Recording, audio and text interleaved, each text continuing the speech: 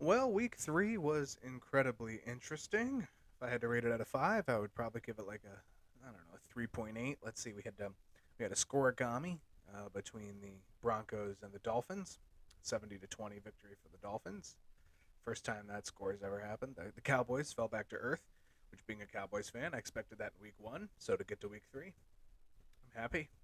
Packers had a come from behind win. The Jaguars underperformed. The Texans have a great rookie wide receiver. Lots to chat about. We got new running backs that are doing better than expected. We have old running backs that aren't doing well at all. Shout out Joshua Kelly. And we're going to talk about a lot of that. It's week three. We're going to start with the headlines for this episode, and then we're going to go into the fantasy emergency room for you 0-3 teams, of which I have two myself. Okay, let's see here. Toilet paper? Yep. Toilet paper? Mm-hmm. Toilet paper? Yeah. Toilet paper? Sure. Toilet paper? Yeah, just big toilet paper. My name is Derek with the Fantasy Flyer. Give this video a like and a subscribe. And let's hop right in. Headlines heading into week 4. So we'll start off with the burning running back question going into week three. How would Jerome Ford handle Nick Chubb's workload? And, well, he did pretty well. Had a fair amount of work in his first official start, and he led the Cleveland backfield with roughly 60% of snaps. Had a receiving touchdown and a rushing touchdown, although his yards per carry were very underwhelming. It's kind of what you expect when you face off against the Tennessee Titans rushing defense. But for all intents and purposes, he showed out. Better matchup this week upcoming against the Baltimore Ravens, although it's still not stellar. I expect him to have 45-50% of snaps. I also got to see Kareem Hunt will probably jump just a little bit in his usage now that he has a full week of practice under his belt. Keep in mind, Pierre Strong was also involved. Expect to see him to get 15-20% of snaps as usual himself. I feel like this is a good backup combination for the Browns behind Nick Chubb, and it's good that Jerome Ford is still the starting running back. We're going to do a rookie update real quick. Michael Wilson led the Arizona Cardinals in receiving yards at 2 catches for 92 yards, I believe. Based on snap counts, he is really the Cardinals wide receiver too. He has arguably supplanted Rondale Moore for that position. I said it 2 weeks ago, go out and keep an eye on Michael Wilson. Now you can go out and probably safely roster him because when Kyler Murray returns, which is probably in the next 2 to 3 weeks, fingers crossed, knock on wood, he will be very, very useful. His ceiling will go up. His floor will go up. With other rookies, Mike Williams tore his ACL. If you were unaware, he is done for the year. Normally, you would think that the next person in line, being the wide receiver 3 and the rookie wide receiver they just drafted, Quentin Johnston, would probably be next in line. I wouldn't count on it. Josh Palmer, who was the pickup from last year when Mike Williams got hurt, and the pickup the year before when Mike Williams got hurt, is the pickup this year right now when Mike Williams is hurt. Palmer saw the majority of the usage uptick once Williams left the game, of which Williams did a fantastic job in that game. Palmer came in and filled for a lot of his snaps. Chargers have a plus matchup with the Raiders this week. I would say Palmer is a surefire waiver wire guy going into the next point. More rookies. Kendre Miller got his first attempts in the backfield after being injured for weeks 1 and weeks 2. Unfortunately, Alvin Kamara returns for this week, and Kendre Miller is probably only a borderline flex. Interesting to see how they incorporate Alvin Kamara immediately, but as the season goes on, I would expect Kamara to return to his 50, 60, 70% snap counts, especially when it comes to the pass game, which is really where Kamara makes his fantasy points. I do like Kendre Miller as a long-term option for dynasty leagues. I am not super thrilled for anything above a flex until I see the snap count and the usage that warrants such a determination. Next rookies we can talk about come from the Northwest Seattle Seahawks. Jackson Smith and Jigba has not seen a spectacular amount of targets through 3 weeks. It's just something that is going to come with that offense. Tyler Lockett and DK Metcalf are absolute ball hogs, and that's okay. Uh, he had 3 targets this past week on 44% of all wide receiver snaps. His teammate and fellow rookie Zach Charbonnet, also on the team, saw 43% of snaps himself, but did not see as much usage as some of the snaps for compared to Ken Walker. Charbonnet 9 carries and 2 targets to Walker's 18 carries and 5 targets, despite Walker only seeing 6 more snaps. Bottom line, it's kind of rough to trust either of these guys right now. In dynasty leagues, you're obviously holding out because there's the rest of the year to play out. But in most of your keeper leagues, I would look elsewhere. And the final rookie point is that Puka Nacua finally kind of averaged out. It was not a really great matchup. It was very slow paced, but 5 catches, 72 yards, 7 targets, which was tied for second on the team. Still a solid fantasy output from the rookie. That's more of the numbers that I would expect once Cooper Kupp returns doesn't have an M in it. So, returning Cooper Kupp, if that relegates Puka to 5 catches and 70 yards, it's still a very solid rookie output for dynasty leagues. He's a fantastic flex option in most games. I would still warrant keeping Puka in my opinion. There is 1 week left for week 4 before Cooper Kupp can return. The next person we're going to talk about is someone who was not on anyone's radar as of 2 weeks ago, and that is Baltimore Ravens running back Melvin Gordon. Now, there's a little bit of an asterisk with this name. Obviously, Gus Edwards is there, has a lot of experience with the offense, has worked really well with Lamar Jackson. Justice Hill is basically week to week at this point. You know that those two would like to share a lot of the running back duties, but it's interesting to see that Melvin Gordon can walk into an offense off of the practice squad and have this type of exposure. He only saw 3 less snaps than Gus Edwards last week. Now, granted, Gus got hurt in the middle of the game and was kind of forced to go that way to Melvin Gordon, but even without that injury, he was on pace to have maybe 10 less snaps, which is impressive for a veteran who was sitting on the practice squad, and this is basically his first game in about a year. He's not nearly as efficient as Edwards either, but also Melvin Gordon was involved in the pass game. He's not one to stash, but keep an eye on that running back situation. If Gus Edwards can't play or if Justice Hill continues to sit out, it may be worthy to look at Melvin Gordon. I'm not as interested in Kenyon Drake, who kind of came along and didn't really do a lot in his few carries, but Melvin Gordon made an immediate impression on that offense, and even though they lost, it's important to note the kind of volatility that he could have, especially if the offense can get rolling in any future games. I do want to urge some caution with this all the way through, however, because again, Lamar Jackson is probably the leading rusher on the Baltimore Ravens. For the final headline on this episode of the Fantasy Flyer, we are going to talk about our favorite running back problem that is currently in the league. The super duper weenie world headquarters. The Indianapolis Colts and Jonathan Taylor. Reports came out today that Jonathan Taylor does not want to rejoin the Indianapolis Colts still. He wants to find a long-term contract somewhere else. Bad news for Jonathan Taylor fantasy owners. However, great news for the Zach Moss owners. I went out and got Zach Moss in a league after week 1. It was a very, very smart move. Zach Moss has boomed, technically, off of his projections, both week 2 and week 3. He goes into a somewhat steady matchup in week 4.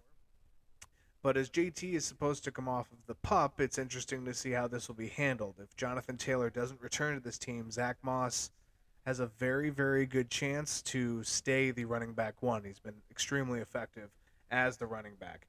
It is possible that Jonathan Taylor is traded sooner rather than later.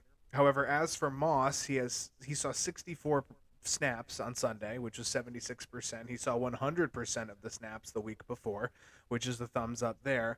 And he has a lion's share of the running back work. As long as Jonathan Taylor is not there, Zach Moss is a very good option. And if you think Jonathan Taylor is going to come back, then follow that and trade high on Zach Moss. Because if somebody else doesn't believe that Jonathan Taylor is there, it is a perfect opportunity for you to scoop up some picks, scoop up some assets, trade on Zach Moss, get a great wide receiver, maybe get a draft pick, whichever suits you. Point is, Zach Moss has done well, and keep an eye on that running back situation, because if they trade Jonathan Taylor, Zach Moss is the guy going forward.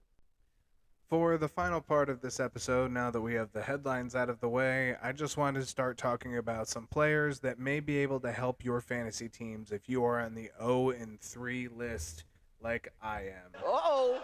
Because I have two teams that are 0-3, and these are a couple players that I am going out and looking for. They may not be the cheapest right now, but they are players who have some solid upside over the next 3 weeks. To start off, however, I want to talk about some big wide receiver games because these were some players that had to have a big game and some that we expected from. Amari Cooper had 7 catches, 116 yards, and a touchdown. Devontae Adams had 13 catches, 172 yards, 2 touchdowns. Tank Dell from the Texans, 5 catches, 145 yards, and a touchdown. Tyreek Hill, 9 catches, 157 yards, and a touchdown. Keenan Allen, 18 catches, 215 yards. Mike Williams, 7 catches, 121 yards, and a touchdown. A.J. Brown finally had a breakout game, 9 catches, 131 yards. That's over 1,000 yards from those players, and that's 7 players combined for over 1,000 receiving yards. Huge games, some upside, some good matchups.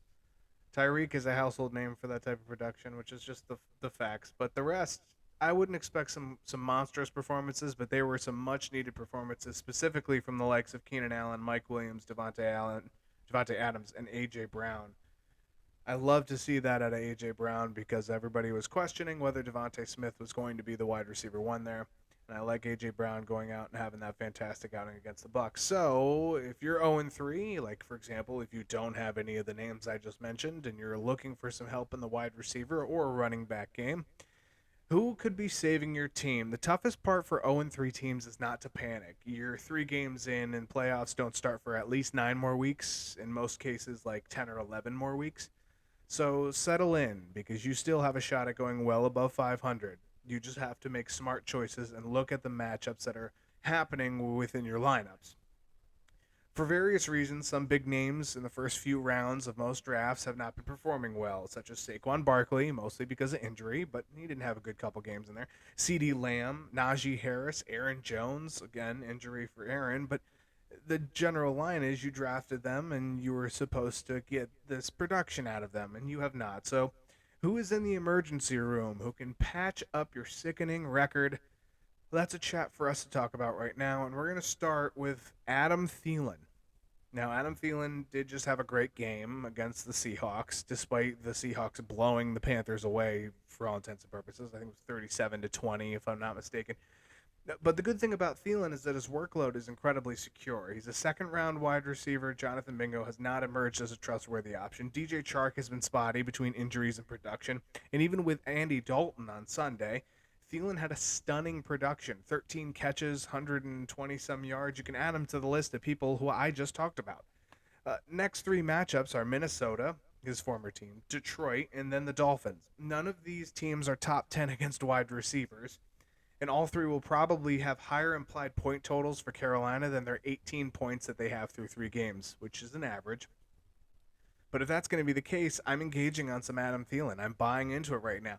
He's not going to be the cheapest. He just had that big blowout week. His best matchup is against Minnesota out of the 3 I mentioned. No more than a second rounder if you're looking for him in Dynasty. In redraft, he may be on some waivers in shallow leagues, and he's worth it over a couple of different other wide receivers who may have some tougher matchups. The second player I'm looking at is one that I own in my Dynasty League, but I'm probably going to really start poking around to owners who own him in other leagues and see if they're as up to speed on his efficiency as the stats actually show. Rachaad White of the Tampa Bay Buccaneers, this is probably going to be pretty high priced. I'll just swallow the pill now. He'd be pretty high priced if anybody in my Dynasty League asked me because he is the 4th ranked running back in terms of by PFF, by Pro Football Focus. That's a pretty good astonishing fact for somebody who is sitting behind people like A.J. Dillon at sometimes. It's interesting. White doesn't have spectacular matchups ahead. It's New Orleans, Detroit, and Atlanta over the next 4 weeks. They have a bye in there at week 5. But he's both rush and pass game involved, has very little competition for any of the snaps. He has 100% of red zone carries through 3 weeks, which is where you get your points in fantasy. He's fairly dependable. I'm targeting him, especially if you're caught in the running back purgatory, whether it's injuries or lack of production. He's an extremely solid option, and you may be able to get him for your mid-tier wide receiver for somebody who's struggling. Like, if I traded like Adam Thielen and maybe another weaker running back like Alex Madison for Rashad White, outside the box. Number 3 on this list is somebody who doesn't have an amazing schedule and has 0 fantasy points this year, but he was very, very useful to his team last year. We'll go back to the Indianapolis Colts, and that is Jelani Woods. The missing piece from Indianapolis. Woods has not been seen this year. He's been on IR, but this is a good time for him to come back, which he should be returning for Week 5.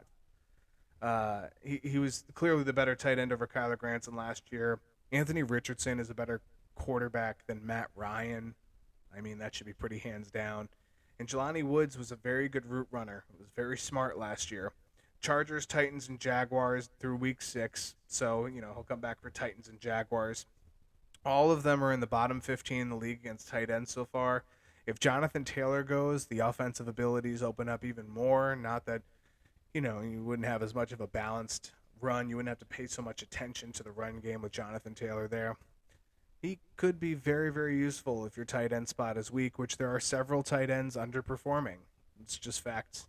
Travis Kelce and Sam Laporta are fine, but George Kittle is very mid. Darren Waller hasn't been doing much. Kyle Pitts hasn't been doing much. Jelani Woods could benefit a lot of teams, and I know he's on a lot of waiver wires because he started the season on IR. Connect the dots, pick him up, and get him before your league mates come looking for him next week. So I hope you enjoyed all of the information from today's Fantasy Flyer episode. We will be back on Friday for another Week 4 start and sit, as well as some more news, notes, injuries, etc. News, injury, notes, etc. The 9 segment. It'll be me, Taylor, and hopefully Jordan as well on Friday. I think we've said that for like 2 weeks in a row, but bear with us. This has been Derek for the Fantasy Flyer, and we appreciate you paying attention and watching. Please subscribe, like, share the video. We appreciate all your support. Here is some Bob Barker. Bob Barker reminding you, help control the pet population. Have your pet spayed or neutered. Goodbye, everybody.